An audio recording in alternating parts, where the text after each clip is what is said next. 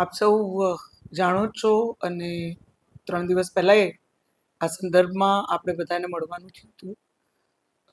Jamnagar મહાનગરમાં ward number 6માં અને અન્ય અમુક જગ્યાએ જે રેલવેની ડેમોલિશનની નોટિસ લગભગ અપ્રોક્સ 1500થી 2000 રહેણાંકોને જે નોટિસીસ ડેમોલિશનની આવી હતી એ સંદર્ભમાં લોકોમાં ખૂબ જ ગભરાટ હતી.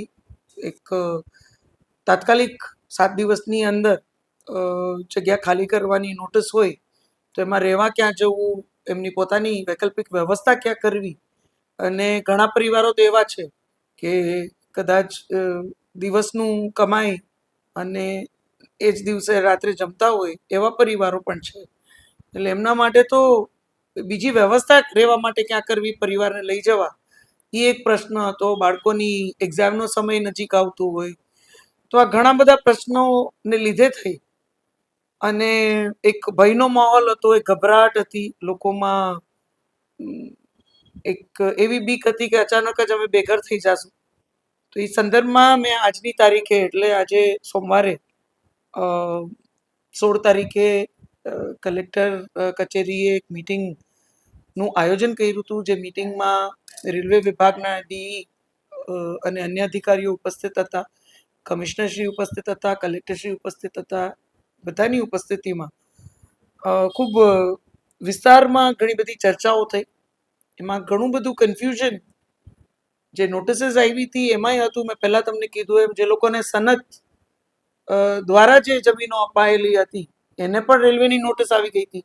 જે મહાનગરપાલિકાની હદમાં આવતા હતા એને પણ રેલવેની નોટિસ આવી હતી. અને રેલવેનું જે એન્ક્રોચ્ડ આખો એરિયા છે એમાં તો નોટિસીસ આવે, એ રેલવેની જગ્યા છે ને રેલવેને ક્યાંક ડેમોલિશન ડેવલપમેન્ટ માટે એ જગ્યાની જરૂર હોય તો એ નોટિસ આપીને ખાલી કરાવી શકે છે. પણ જે મુખ્ય મુદ્દાઓ મેં જે ચર્ચા કરી એ ચર્ચા એ હતી કે ડેવલપમેન્ટ માટે પણ જો એમને જરૂરિયાત હોય તો પહેલાં તો ડેવલપમેન્ટ એટલે કે જે ડબલ ટ્રેકનું અત્યારે કામ ચાલે છે એની આજુબાજુની અમુક જગ્યા જે ખાલી રાખવાની છે એ જગ્યા આઈડેન્ટિફાઈ થાય અને માત્ર જેટલી જગ્યા ખાલી રાખવાની છે એ લોકોને જ નોટિસ આપવામાં આવે. અને નોટિસની એક સમય મર્યાદા એવી રીતે નક્કી કરવામાં આવે કે ત્યાંના નાગરિકોએ જે રહેણાંકો છે એ પોતાની બીજી કોઈ વ્યવસ્થા ઊભી કરી શકે. એટલે મિનિમમ 2 થી 3 મહિનાની નોટિસ મળે. પછી નામદાર સુપ્રીમ કોર્ટનો એક ચુકાદો છે 2021-22નો, એમાં પણ રેલવે જે જગ્યા ખાલી કરાવે એને લઈને ઘણી બધી ગાઈડલાઇન્સ, ઘણા બધા આદેશો આપવામાં આવ્યા છે. એનું પૂરેપૂરું પાલન થાય એવી પણ એક ચર્ચા કરવામાં આવી. એ ગાઈડલાઇન્સ લોકોની, અહીંયા રહેતા લોકોની કેવી રીતે તકલીફ ઓછી થાય, હાલાકી ઓછી થાય એ દિશામાં જ ખૂબ સારી ગાઈડલાઇન્સ છે. એટલે એમાં કલેક્ટરને વિશ્વાસમાં લઈ આખા તંત્રના સહયોગથી જ લોકો, નાગરિકોને પોતાની વ્યવસ્થા ઊભી કરી શકે એ પ્રકારનો સમય મળે અને આખી વ્યવસ્થા મળે એ ગાઈડલાઇન્સનું પણ પૂરેપૂરું પાલન થાય. તાત્કાલિક કોઈ પણ 8 દિવસમાં ને 10 દિવસમાં જગ્યા ખાલી કરવા નો આવી રીતે ટૂંકી નોટિસ ના આપે. બીજું, નોટિસ જે હતી એ નોટિસે મને એવું લાગ્યું કે બિલકુલ ડિટેલમાં, કારણ કે મેં કીધું એમ અમુક જગ્યા સનદના માધ્યમથી આપવામાં આવી હતી, અમુક જગ્યા કોર્પોરેશનની હતી. એટલે એમાં ક્ષેત્રફળ, હદ દિશા બિલકુલ ડિટેલમાં બધું લખી અને ક્યાં કાયદા હેઠળ, રેલવેના ક્યાં કાયદા હેઠળ, કઈ કલમ હેઠળ આ નોટિસ આપવામાં આવે છે એની પણ એક સ્પષ્ટતા અને ઉલ્લેખ સાથે એ નોટિસ આપવામાં આવે એ પ્રકારે પણ.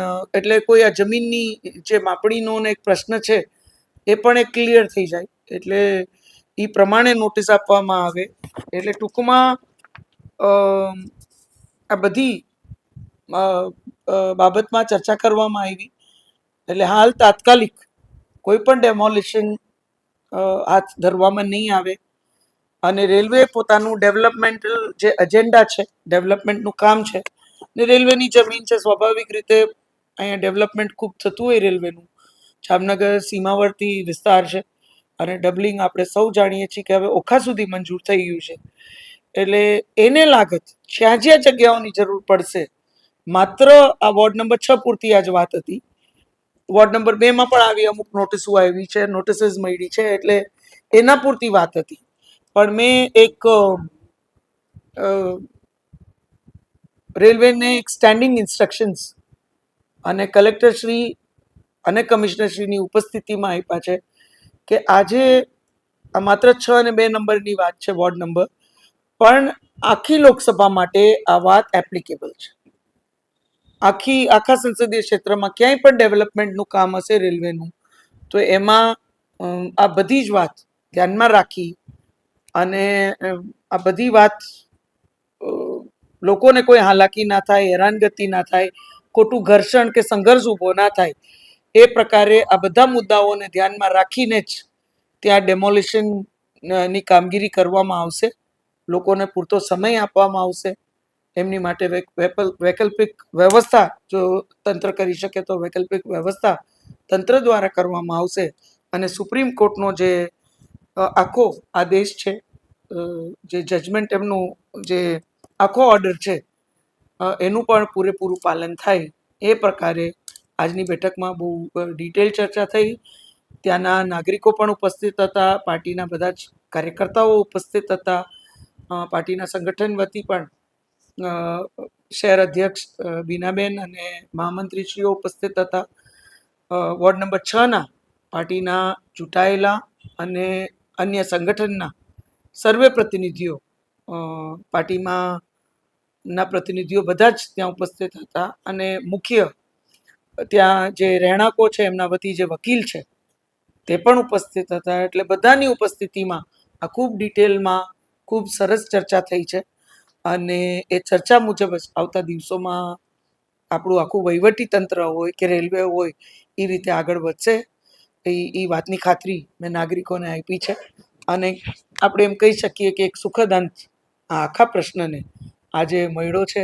તો હું આપ સૌનો આજ સુધી જે સહકાર આપ સૌએ આપ્યો નાગરિકો વતી, એ બદલ હૃદયપૂર્વક આપ સૌનો ખૂબ ખૂબ આભાર વ્યક્ત કરું છું.